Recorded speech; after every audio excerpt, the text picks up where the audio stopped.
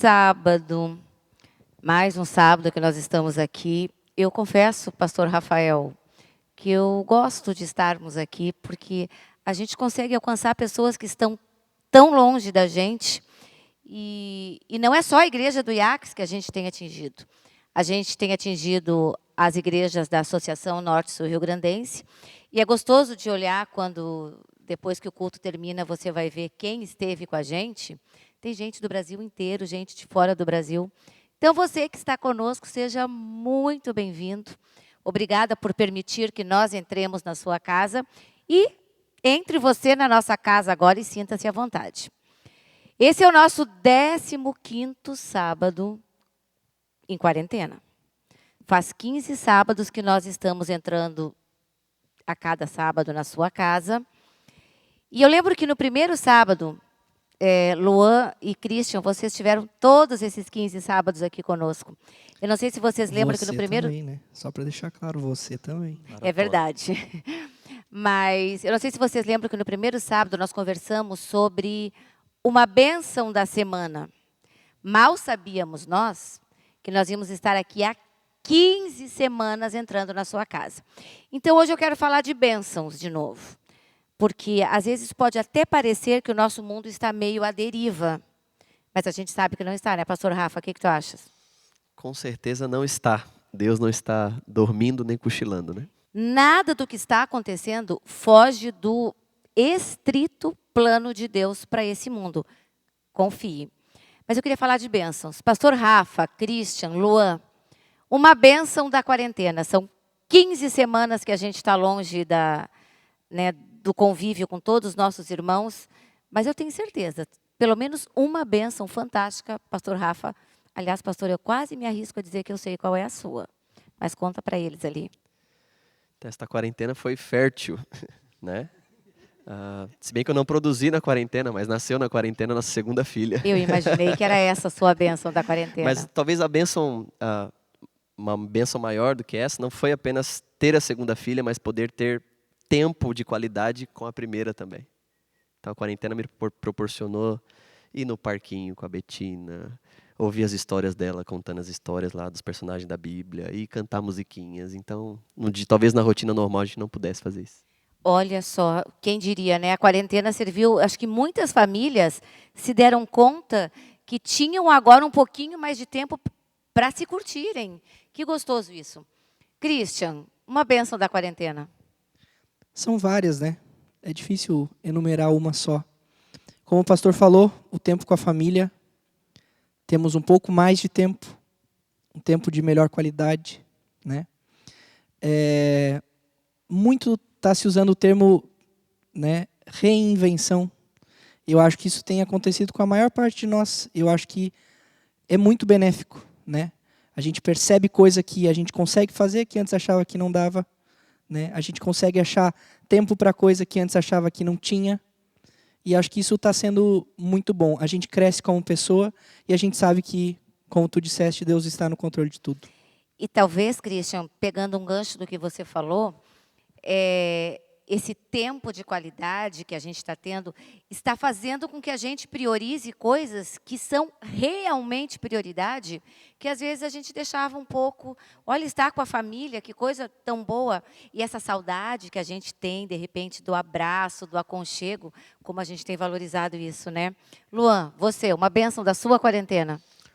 A minha quarentena, uma bênção que eu tive foi que, infelizmente, pelas circunstâncias da vida, acabei me afastando um pouquinho da minha mamãe, né?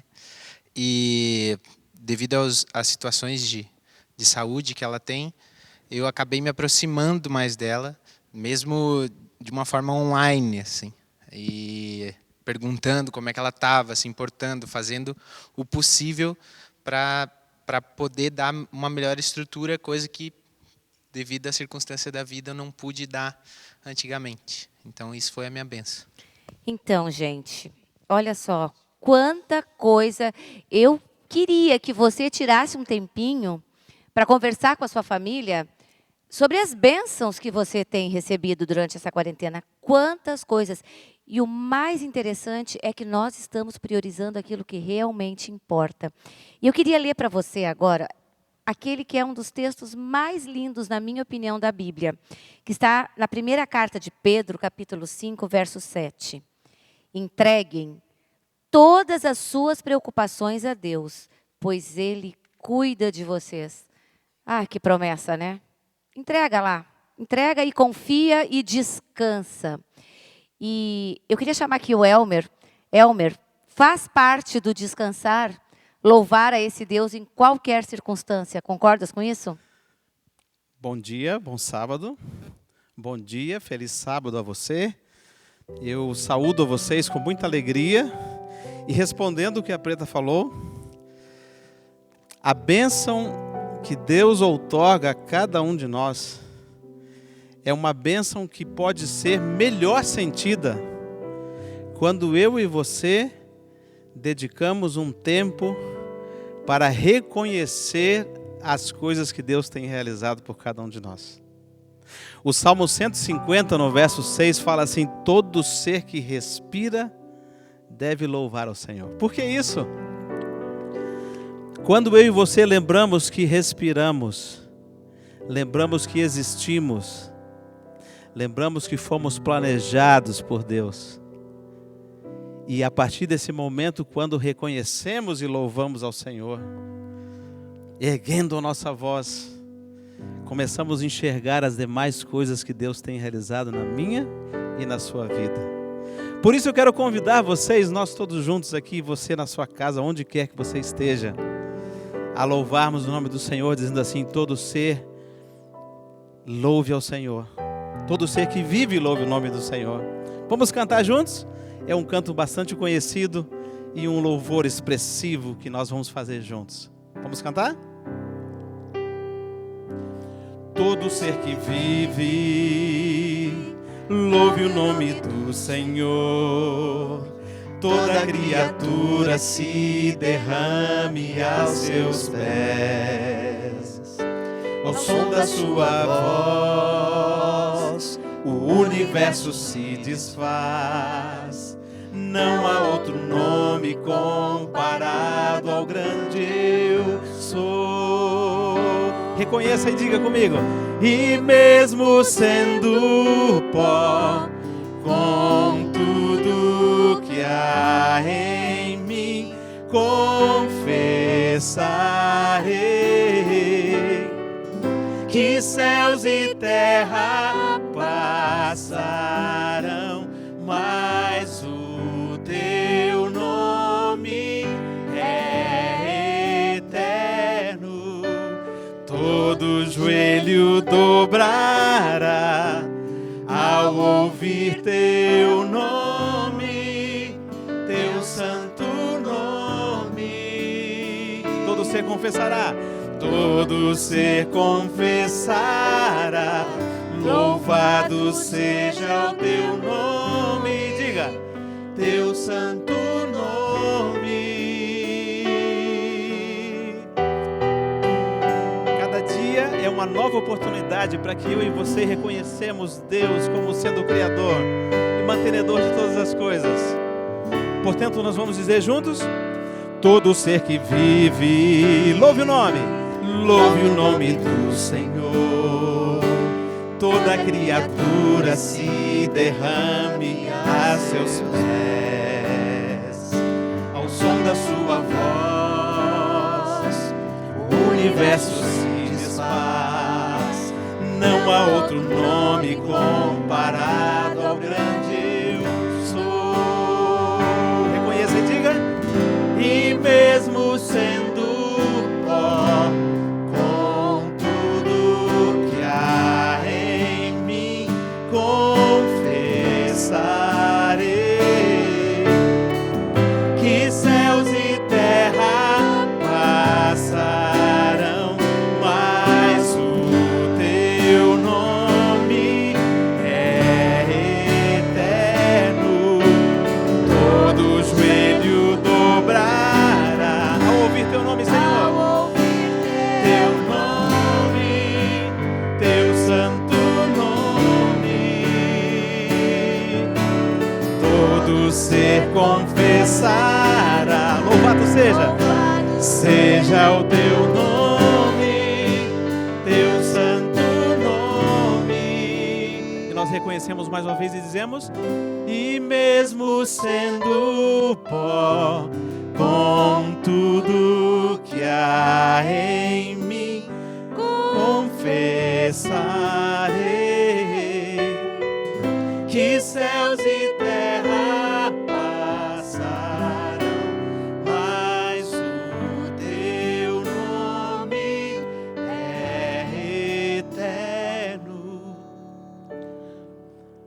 Todo joelho dobrará ao ouvir teu nome, teu santo nome. Todo ser confessará, louvado seja o teu nome, Senhor, teu santo nome.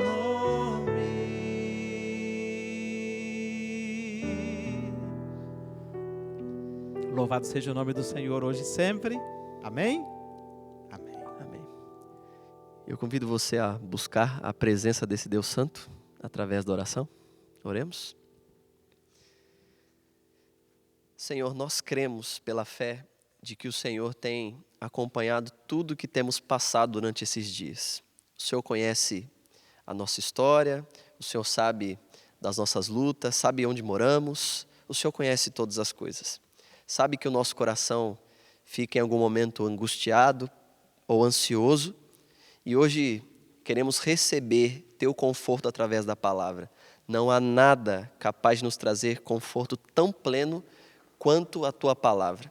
Por isso, Senhor, que possamos entender o Senhor falando conosco através dos louvores, através do estudo da palavra, da lição da escola sabatina e também através do sermão. Que o Senhor nos prepare para receber a tua orientação e pedimos isso em nome de Jesus. Amém. Eu queria convidar nesse momento um amigo do nosso coração, Lucas. Você vai falar para nós agora um pouquinho do que é o segredo do sucesso na vida espiritual. Que o nosso eu morra e que Cristo ocupe o lugar, que Cristo viva em nós. Você pode falar um pouco disso para a gente?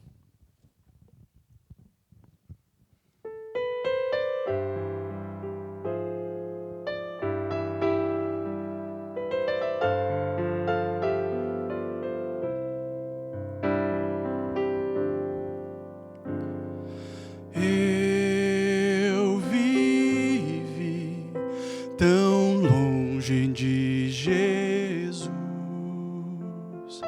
desprezei essa luz que um dia recebi. O Senhor de mim teve compaixão, foi o seu amor que inundou meu ser e uma nova vida começou. Eu não sou mais eu, Cristo vive em mim. Eu não sou mais eu, tudo em mim mudou. Quando encontrei a Jesus, meu Rei, um milagre aconteceu. Vivo não mais eu, Cristo vive em mim. Tu, meu Deus, completamente sou. Me escondi em sua graça, em seu querer. Hoje sei quem sou e também quem fui. Vivo no amor que me resgatou e lhe rendo glórias, ó Jesus. Eu não sou mais eu, Cristo vive em mim.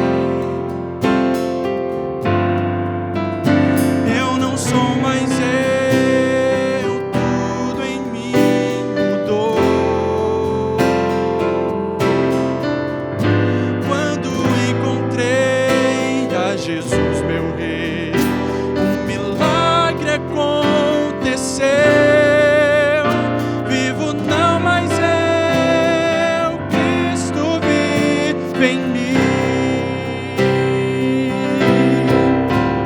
Quem eu era já não sou. O passado já se foi. Vivo agora na alegria do Senhor. Se o pecado me chamar, insistindo em convidar, eu direi: morri pro mundo, Cristo vive em meu lugar.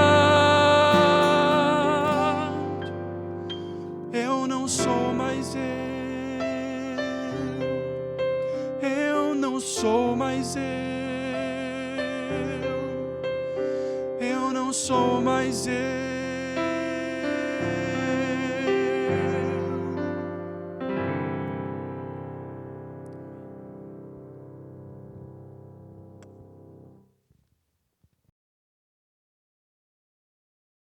Estamos aqui no 13º sábado, o último sábado desse ciclo de estudos de como interpretar as Escrituras. Foram 13 sábados intensos, né, Pastor Rafa? Como devem ser. Então, nesses 13 sábados, ou melhor, nesses 12 sábados passados, a gente viu muitas abordagens, métodos de estudo. E a gente sabe que estudar a Bíblia não é simplesmente sentar, ler e interpretar do jeito que eu acho, não. Existem métodos, existem dinâmicas, existem abordagens corretas. Nós passamos 12 sábados falando sobre isso. Mas a lição desta semana, Pastor Rafa, eu achei ela fantástica pelo seguinte: ela é muito prática. Eu acho quase que dá para dizer que as outras eram bastante teóricas. Mas essa é muito prática. Por que ela é prática? Porque ela diz assim para a gente: você pode ser um doutor em Bíblia, você pode entender tudo. Se você não colocar em prática, se isso não servir para mudar a sua vida, parece que não tem muita coerência, não é, Pastor Rafa? Eu queria começar te perguntando, sabemos, nós, da importância de conhecer o texto bíblico.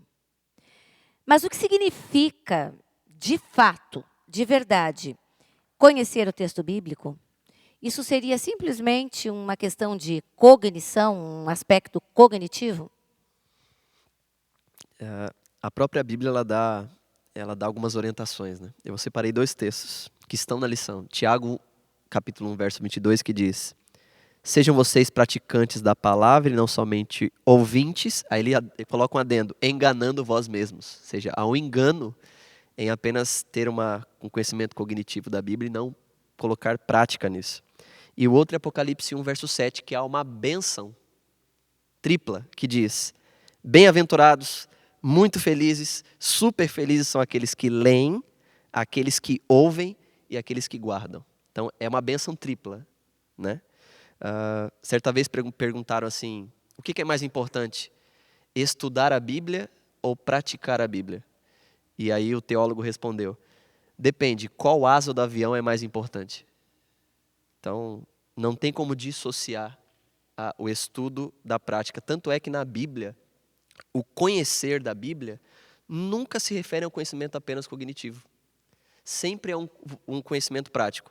Na Bíblia, principalmente na mentalidade hebraica, eu só conheço algo quando eu aplico algo. Então a Bíblia fala que eu não tenho como aprender paciência sem exercer paciência. Ou seja, eu só aprendi a paciência quando eu a exerci. Então o estudo e a prática, eles são coisas que não dá para você dissociar. Não é simplesmente conhecimento, né? É conhecimento e aplicação desse conhecimento. Pastor Rafa, uma outra abordagem que a lição dessa semana faz é sobre a maturidade espiritual. Às vezes, algumas pessoas alegam assim: por que eu precisaria tanto conhecimento bíblico? estar a par de tudo, se eu tenho um relacionamento com Deus? Eu te pergunto, como que nós podemos amadurecer espiritualmente?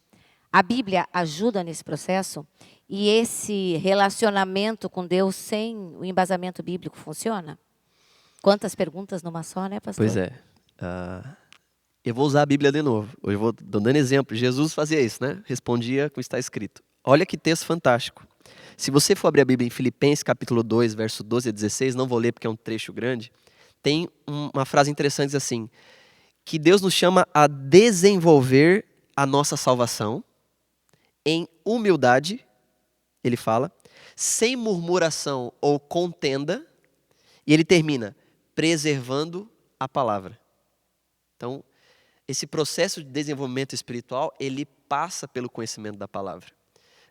Com humildade, que é importante, né? Reconhecer que eu não sei tudo, não tenho domínio de tudo, nem a Bíblia, ela toma para si a responsabilidade de dar todas as respostas, né? Sem contenda, sem tornar esse conhecimento bíblico um motivo para brigar com o outro, discutir com o outro, né? Para que assim eu possa preservar o texto bíblico. E aí eu separei algumas coisas interessantes. Preta, a gente não é salvo, a nossa salvação, ela não acontece pelo conhecimento, ou seja, quanto mais eu conheço, mais apto estou para ser salvo. Não é isso. Nós somos salvos unicamente pela graça. Ponto. Só que eu só vou conhecer como funciona esta graça e qual o meu papel neste plano se eu tiver o conhecimento bíblico correto. Então, mais ou menos assim, um conhecimento equivocado do que é o pecado me levará a um conhecimento errado do que é a salvação.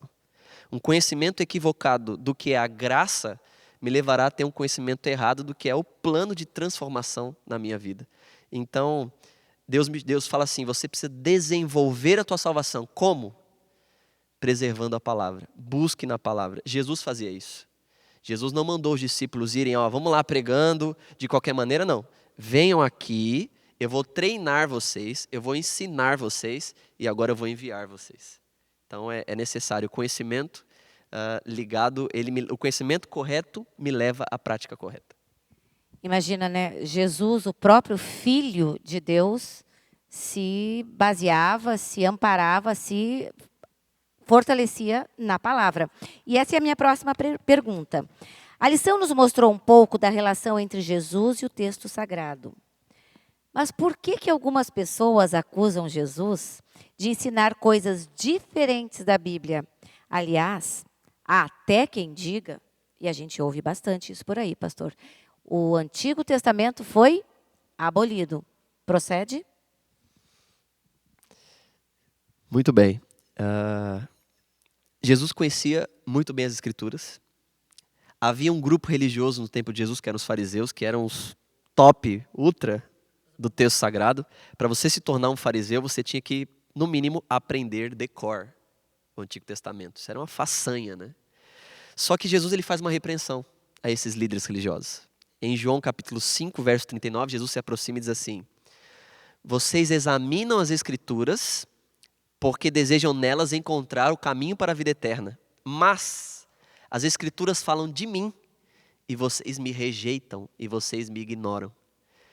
Em outras palavras, é possível você estudar a Bíblia com a lente errada. E era isso que os fariseus tinham. Tinham o conhecimento de cor do texto sagrado, mas não sabiam nada sobre a aplicação desse texto na vida. Qual é a lente correta para estudar a Bíblia? A Bíblia é um livro que fala da ação de Deus através de Cristo para salvar o ser humano. Essa é a lente pela qual você deve estudar a Bíblia. Então Jesus ele dizia o seguinte, eu não vim mudar, eu não vim trocar, Jesus veio para ampliar o conhecimento do texto sagrado. E nesses discursos que Jesus fazia, existem algumas frases que se repetem. Uma frase típica de Jesus. Vocês ouviram o que foi dito na tradição? Eu, porém, vos digo. Jesus veio mostrar a vontade de Deus de forma clara, plena, sem a lente do tradicionalismo que tomou conta da época. Então, não é à toa que Jesus respondia sempre com está escrito, ou o que diz a lei. Né? Então, talvez um erro comum que a gente vê acontecer hoje, Pretinho, assim, é que algumas pessoas até colocam Jesus e a Bíblia como sendo diferentes. Tipo assim, não precisa seguir a Bíblia. O que importa é seguir Jesus. Você já viu isso, né? Não, eu não Com não certeza. sei porque você segue assim, que pode seguir Jesus. Só que seguir a Bíblia é seguir Jesus.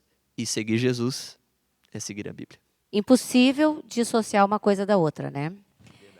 Pastor, a minha próxima pergunta, eu acho que eu vou gostar muito da resposta. Eu até acho que já imagino a resposta, mas vamos ver. Sabemos dos benefícios de entender e praticar o texto bíblico. Mas agora eu pergunto, existe alguma ferramenta que pode nos ajudar a ter um contato mais próximo com a palavra de Deus? Eu estou só esperando por essa Somos resposta. dois grandes apreciadores de um método fantástico que Deus utilizou para fazer com que o povo memorizasse a Bíblia.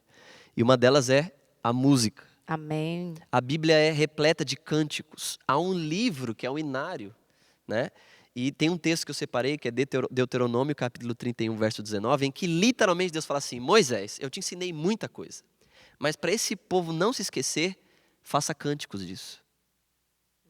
Então, a música ela é fantástica para unir, para nos ajudar a memorizar, unir a doutrina, né, com a prática. Ela me leva a exercitar isso, né? E nós estamos aqui num colégio que, graças a Deus, exercita isso, né? A palavra e a música estão completamente unidas.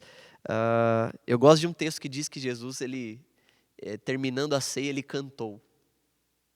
Porque Jesus gostava de cantar, Ellen White fala isso. Inclusive, a Bíblia nos recomenda que em nossas reuniões, eu anotei o texto aqui, está lá no livro de Efésios, no capítulo 5, 19, diz: quando vocês estiverem juntos, louvem a Deus com salmos, com cânticos e com gratidão. Então a gente tem que exercitar isso, especialmente para os nossos pequeninos, que estão aprendendo porções do texto sagrado através das canções. Que coisa linda. Pastor, encerramos, né? Um trimestre de estudo de Bíblia, de escrituras, interpretação.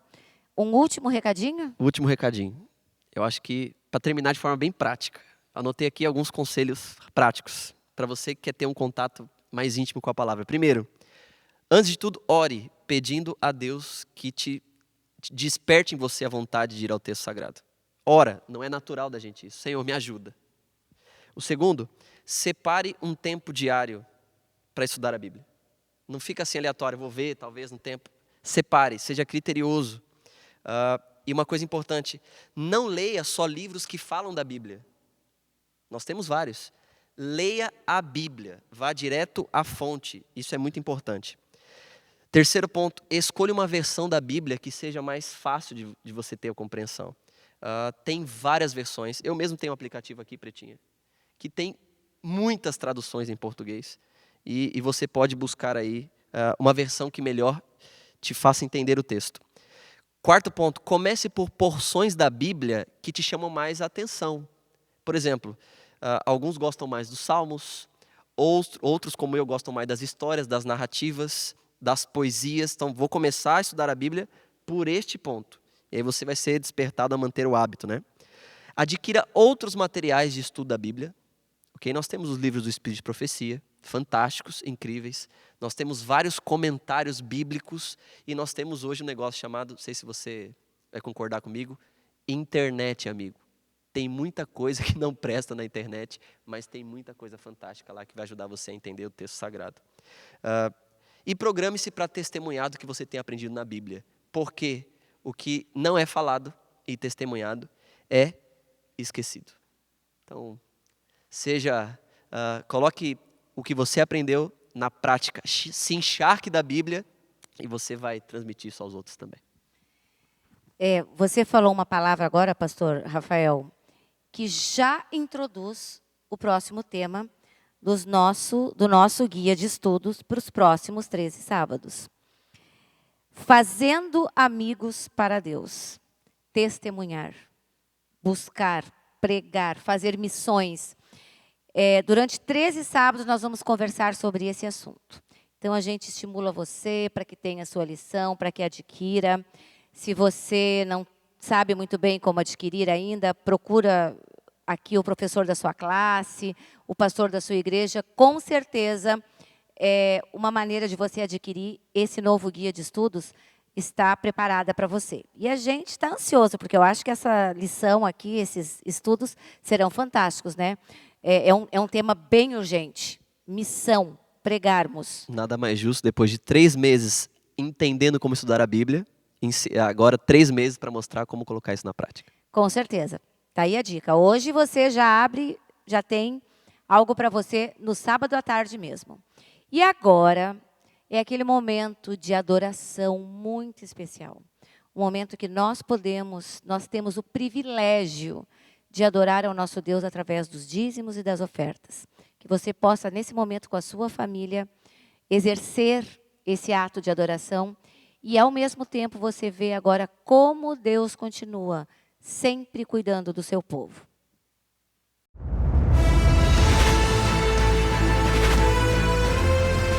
Provai e vede. História de hoje: motivação no desafio.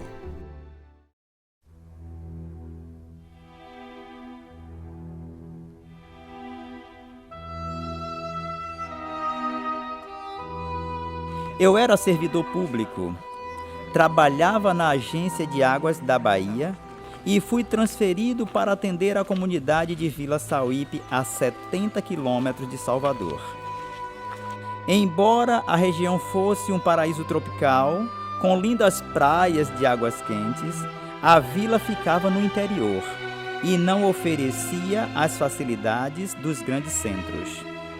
Eu, minha esposa Jaciara e meus 3 filhos éramos os únicos adventistas da comunidade de 3.000 pessoas. Nossa casa era a igreja e assim seguimos por algum tempo, até que despertou em nós o desejo de iniciar um trabalho evangelístico na vila, com o objetivo de construir ali um templo adventista. O importante era iniciar a obra do Senhor. Alugamos uma pequena casa que serviu de igreja por um bom tempo. Os frutos começaram a brotar e as pessoas foram batizadas. Os meses se passaram. Recebemos a doação de um terreno e imediatamente iniciamos a construção. O dinheiro vinha de parte do meu salário, de doações dos amigos e empresários locais e também do caixa da igreja. A obra seguia como era possível, até que recebemos uma grande ajuda financeira da administração do campo e conseguimos concluir o templo. Hoje, nossa igreja, ainda que pequena, é uma luz do Evangelho aqui na comunidade. Para atender melhor aos irmãos, nossa igreja recebeu outro grande apoio da administração e estamos reformando a fachada central e construindo um tanque batismal. Tudo para a obra de Deus.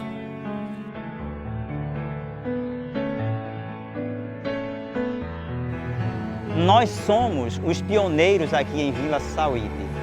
E o Senhor tem feito o seu povo seguir em frente no cumprimento da nossa grande obra de evangelização.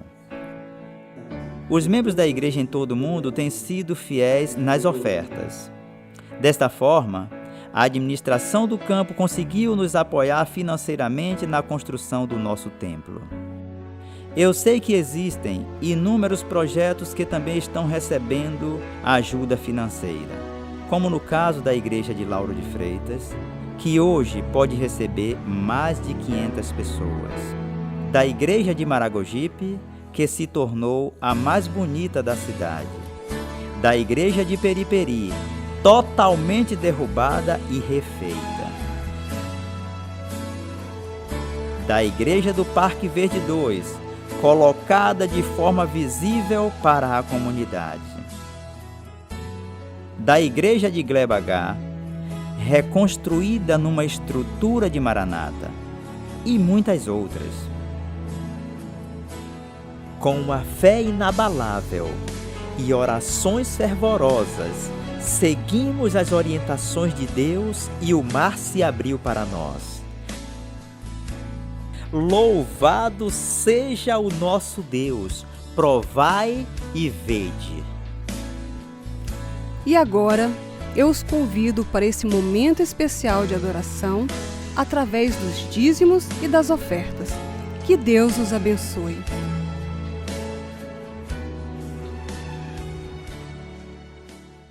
Vamos cantar juntos? Hino 73 do nosso hinário. Rei dos reis, Deus criador do céu, diga a ele: honra e glória ao Deus infinito em poder. O convite é: terra e céu, cantai ao grande Rei, Deus Criador, Deus Redentor, Deus Rei dos Reis. Adorai, glorificai o nome de Cristo. O convite é: exaltai, magnificai Jesus o Senhor. Cantemos. Terra e céu, cantai louvor a Deus. Ele morreu, ele venceu, é Rei dos reis. Adorai, adorai, glorificai o nome de Cristo. Exaltai, exaltai, magnificai Jesus o Senhor. Mais uma vez. Terra e céu, cantai louvor a Deus. Ele morreu, ele venceu, é Rei dos reis. Ele morreu, ele venceu, é Rei dos reis. Amém?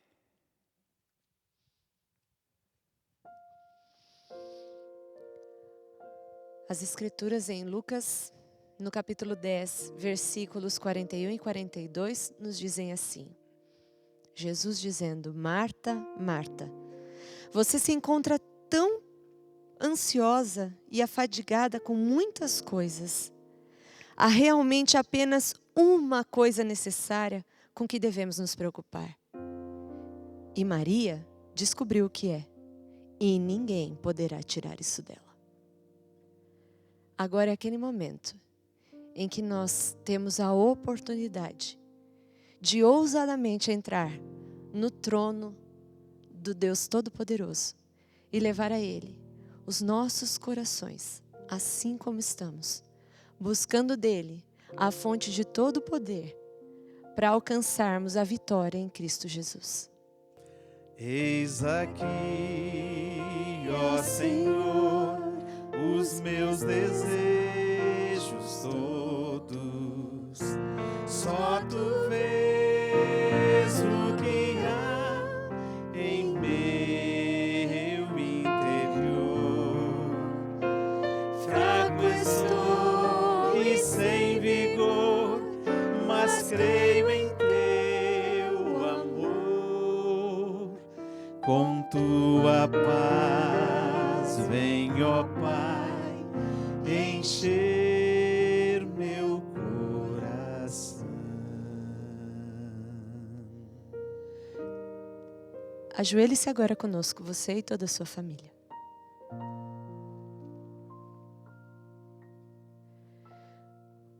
Querido Pai de amor, Pai de misericórdia, Deus Criador, mantenedor, governador de todo esse vasto universo. Honras, louvores e glórias sejam dadas ao Teu nome e ao Teu Filho Jesus Cristo, nosso Senhor.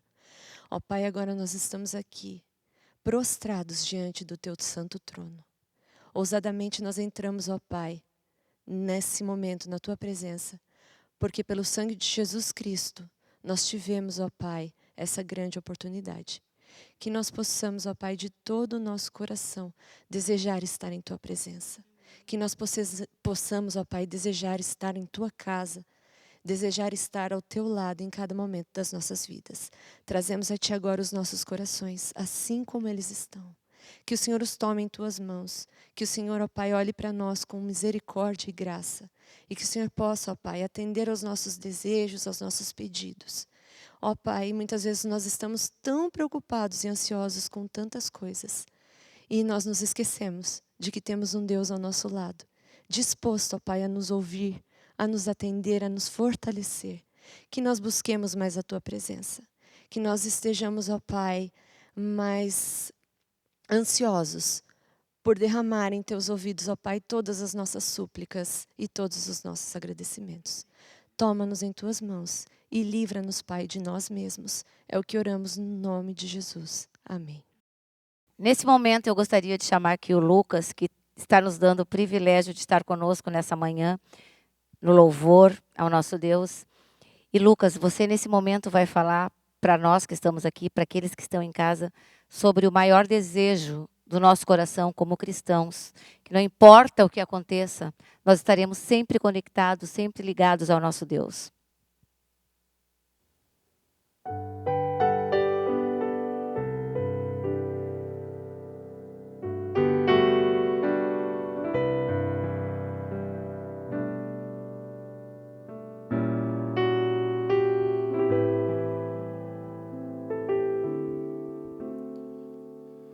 Quando só em pensamento eu contemplo Teu poder, vejo as Tuas maravilhas, vejo um lindo entardecer. Me pergunto assim calado, o que fiz para merecer esse amor tão declarado, esse dom que vem de Deus. Meu desejo é ser leal, meu desejo é ser fiel, é viver o dia a dia, já sonhando com o céu. Se amigos meus me deixarem e do Teu nome até zombarem, ainda assim eu não Te deixarei.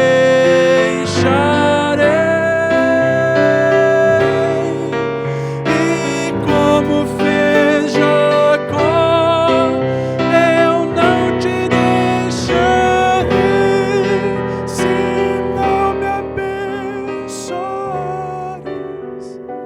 Senhor.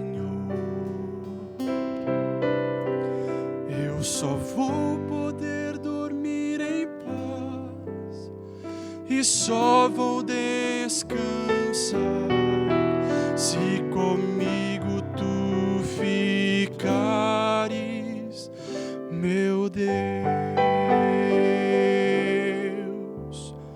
Só o brilho dos Teus olhos é capaz de devolver a esperança já perdida, a vontade de viver.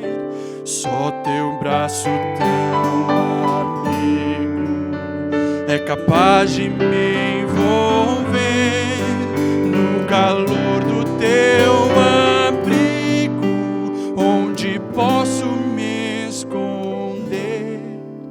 Meu desejo é ser leal, meu desejo é ser fiel, é viver o dia a dia, já sonhando com o céu.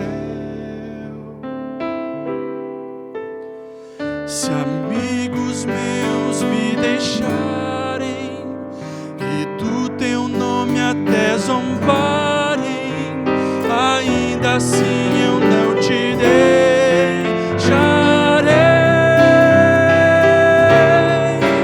E como fez Jacó,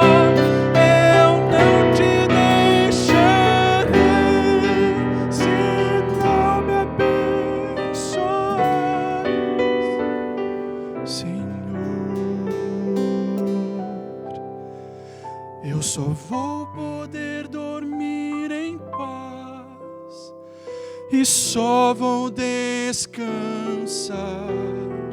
se comigo tu ficares,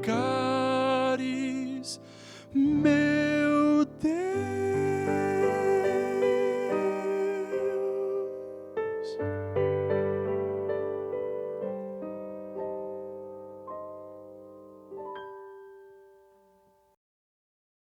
É muito bom dedicarmos esse dia para meditarmos na palavra do Senhor.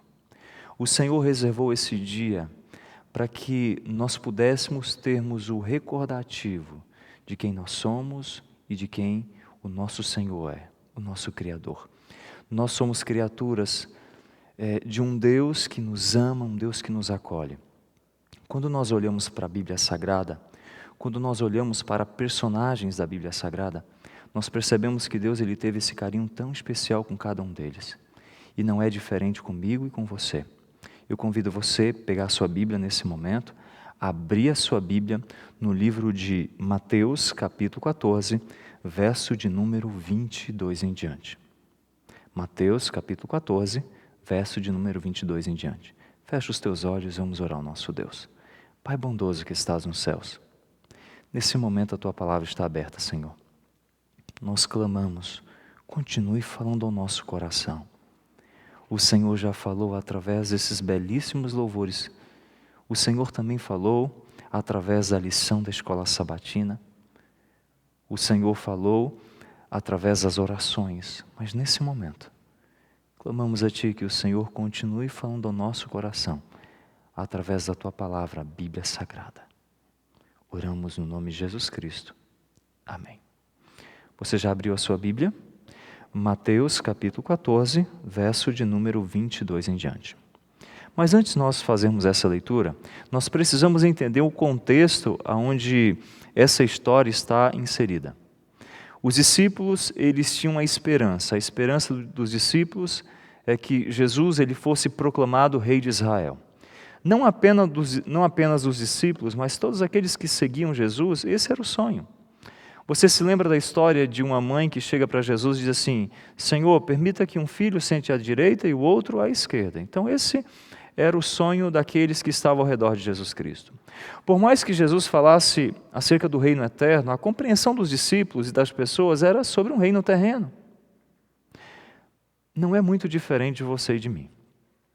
Quantas vezes ao lidarmos com coisas espirituais, nós tentamos materializar o que é espiritual?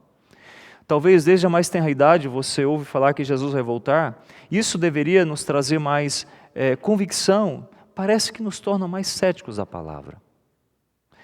Essa era a condição daqueles homens, daqueles discípulos, das pessoas que estavam ao redor de Jesus Cristo. Jesus falava acerca do reino eterno e a sua compreensão era de um reino terreno. Eles estavam tão apegados às coisas desse mundo que esqueciam das coisas eternas. Quantas vezes, amigos, nós estamos tão apegados, mas tão apegados às coisas deste mundo, em vez de nós nos achegarmos mais e mais diante da presença do Senhor.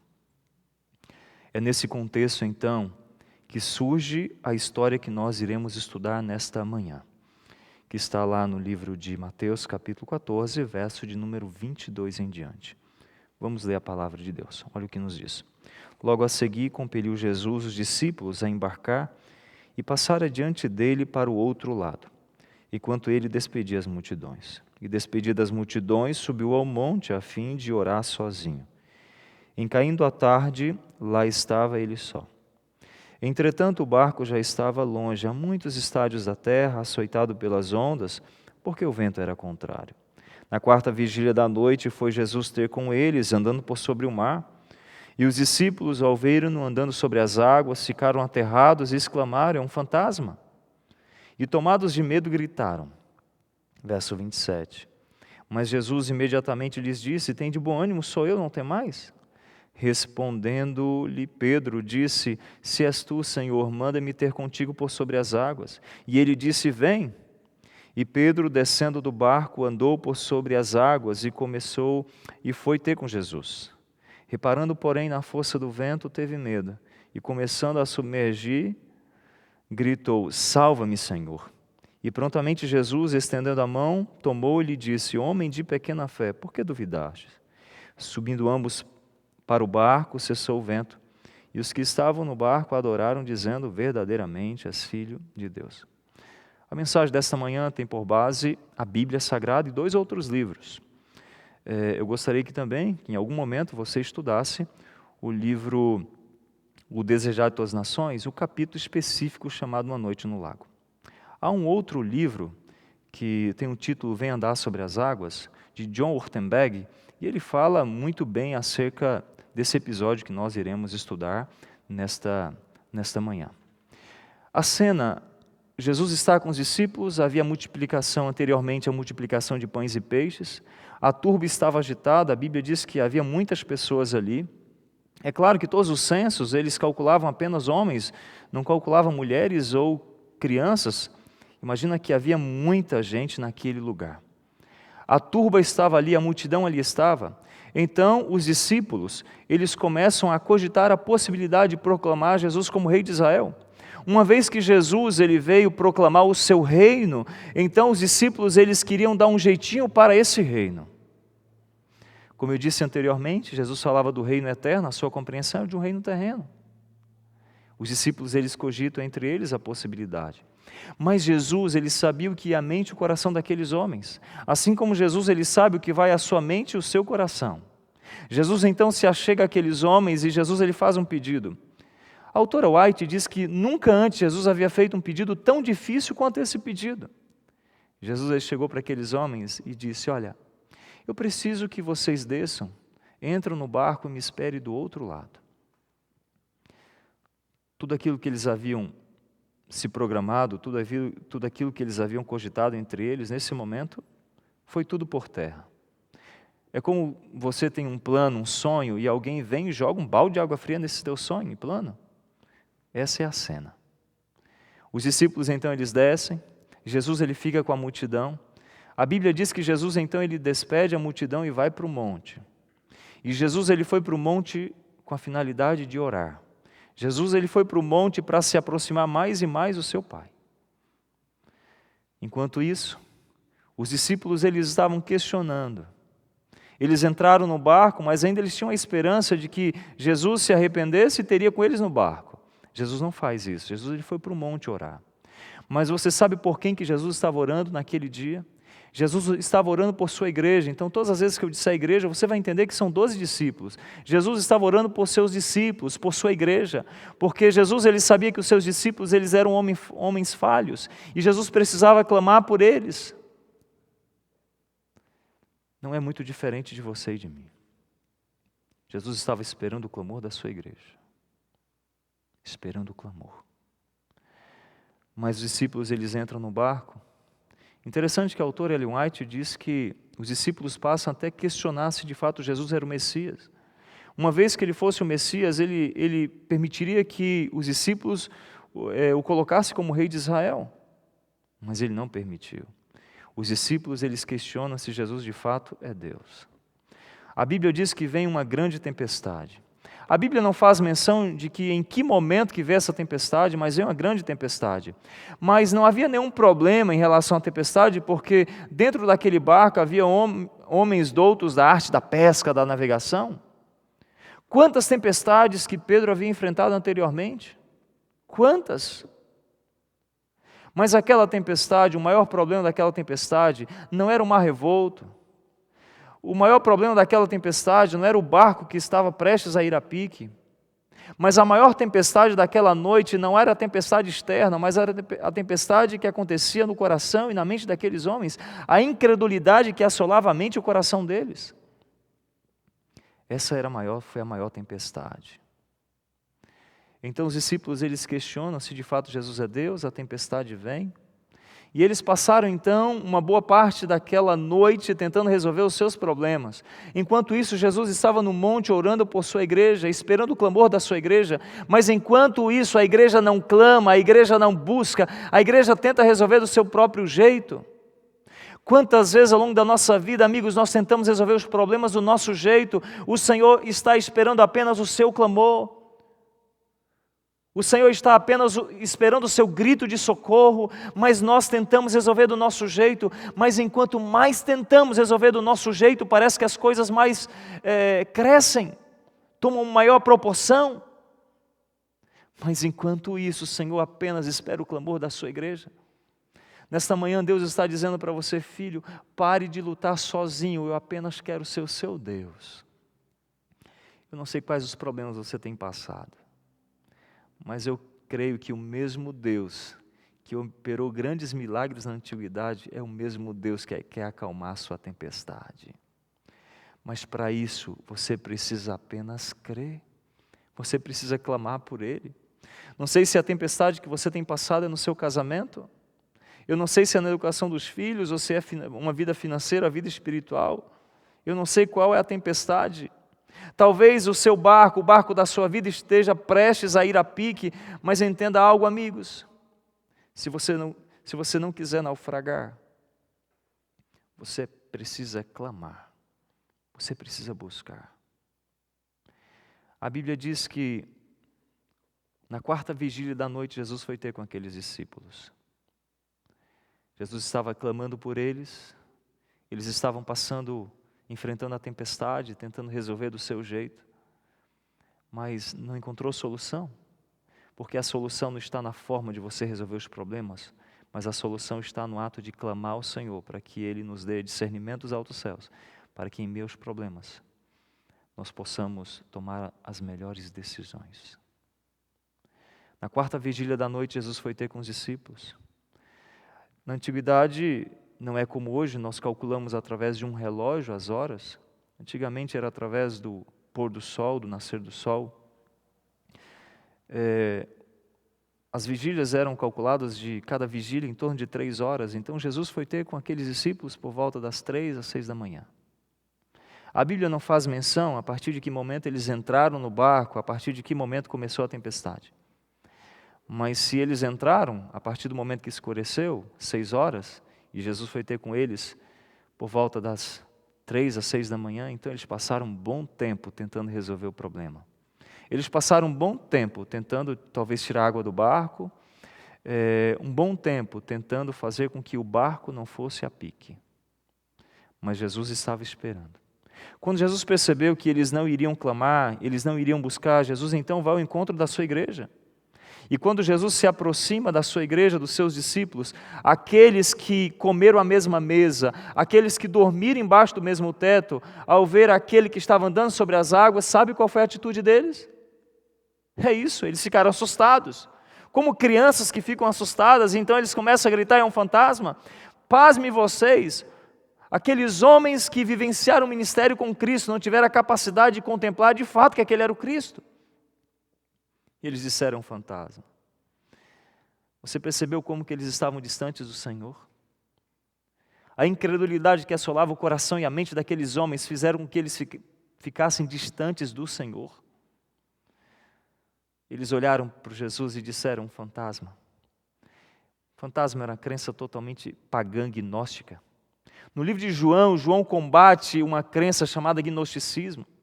Quando Jesus, ele opera um milagre na vida da filha de Jairo, Jesus disse, dê de comer a menina, porque os gnósticos acreditavam que nenhuma alma que saía do corpo poderia praticar uma ação. Os gnósticos também acreditavam em fantasmas. Você percebe como que os discípulos estavam, a condição de incredulidade dos discípulos? Parece que não é muito diferente de você e de mim. Talvez estejamos na igreja há anos e anos e anos, amigos, mas nós questionamos tantas verdades. Quantas verdades nós questionamos? Quantas verdades? Naquela noite, aqueles homens olharam para o Senhor e disseram, um fantasma. Jesus então se aproxima e Pedro olha para Jesus e diz, se és tu, Senhor, manda-me ter contigo por sobre as águas. Que experiência tremenda. Quando você chegar no céu, a única pessoa que você poderá perguntar como que foi a experiência de andar sobre as águas é Pedro. Pedro anda sobre as águas. Enquanto Pedro está andando sobre as águas, enquanto o seu olhar está fitado no Senhor, ele não afunda. Mas talvez, a partir do momento que ele tira o olhar do Senhor, talvez ele passe a olhar para o mar revolto, ou talvez para os 11 fracassos que estavam dentro do barco, que não tiveram coragem de andar sobre as águas. Então, quando ele começa a olhar para as dificuldades, ele começa a afundar. Amigos, todas as vezes em que tiramos o nosso olhar do Senhor, nós começamos a naufragar, nós começamos a afundar. Mas naquele momento o Senhor ergue a sua mão e salva Pedro. Mas olha o clamor de Pedro, ele disse: salva-me, Senhor. Esse é o clamor de Pedro. Jesus esperava esse clamor desde o momento em que os discípulos entraram no barco. Jesus esperava esse clamor desde o momento em que a tempestade começou. Jesus esperava o clamor da sua igreja, mas a sua igreja tenta resolver as coisas do seu jeito. Você e eu tentamos resolver as coisas do nosso jeito, e o Senhor está esperando o nosso clamor. Mas quando Pedro clamou, o Senhor estendeu a sua mão. O Senhor está esperando a sua súplica. O Senhor está esperando o seu clamor. Esse é o momento de você clamar ao Senhor e dizer: salva-me, Senhor. Talvez você esteja tão distante do Senhor, mas tão distante, e esse é o momento que o Senhor está diante de você. Basta apenas você clamar. Mas quando nós clamamos, nós precisamos confiar. Naquele momento, naquele dia, Pedro foi salvo, porque ele clamou ao Senhor. O Senhor tem a sua graça estendida por você e por mim. Mas para você receber, você precisa clamar.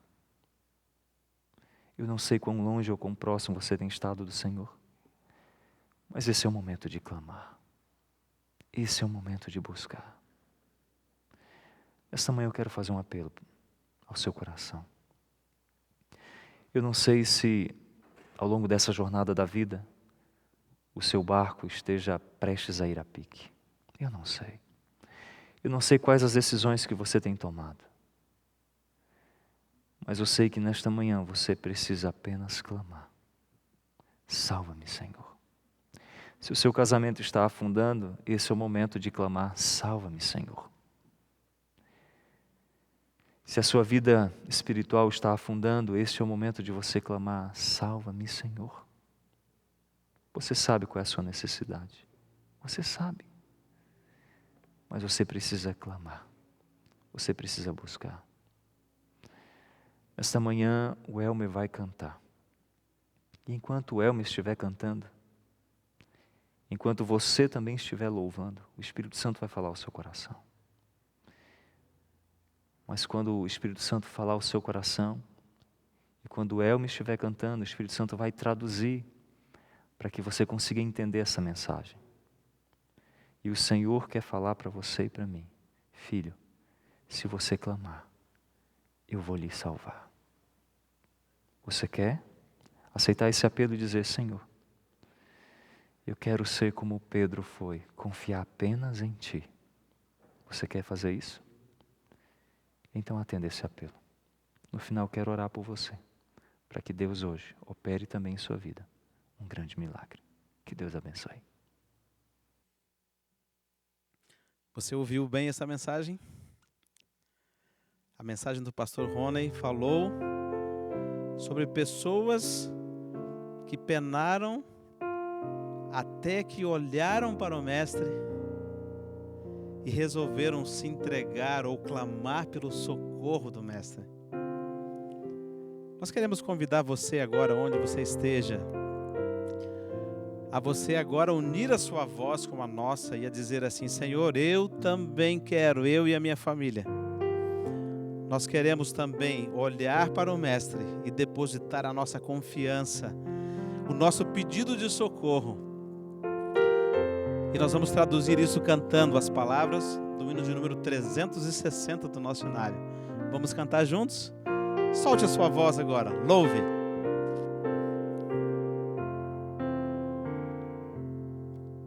Se amargas tristezas da vida